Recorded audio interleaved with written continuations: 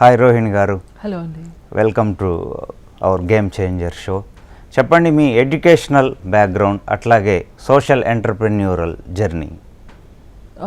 నేను ఒక లెక్చరర్ లాగా స్టార్ట్ చేశానండి నా జర్నీ.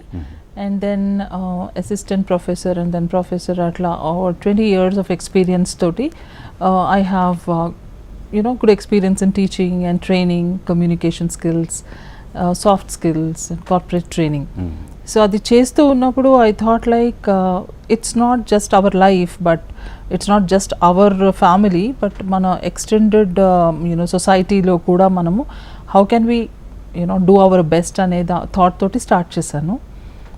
ఇప్పుడు రన్ చేసే ఎన్జిఓ అది mostly on menstruation, on period poverty, ఆ ప్రాబ్లమ్స్ పైన ట్యాకిల్ చేస్తుంది. Nature of work. I started as a scribe, blind స్టూడెంట్స్కి ఎగ్జామ్స్ రాసేదాన్ని.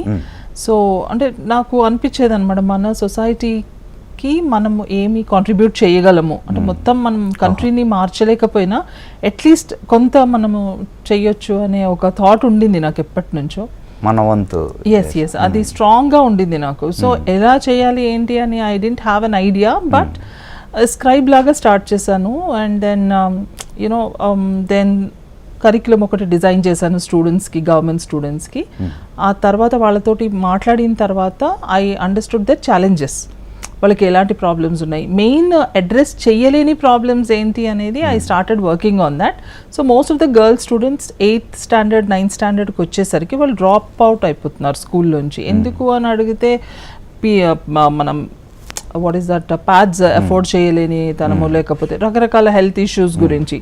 సో అప్పుడు పేరెంట్స్ తోటి కూడా మాట్లాడి వాళ్ళకి girl education is very important అని చెప్పి, అండ్ దెన్ స్టూడెంట్స్కి కూడా కౌన్సిల్ చేసి ఒక్కొక్క స్కూల్ని అడాప్ట్ చేసుకోవడం స్టార్ట్ చేశాను నేను, only for this particular thing. So month on month మేము శానిటరీ ప్యాడ్స్ అప్లై చేస్తుంటాం. ఇప్పుడు మన దగ్గర ఒక 2000 స్టూడెంట్స్ ఉన్నారు. ఒక షెల్టర్ హోమ్ లేదు, but we do community work.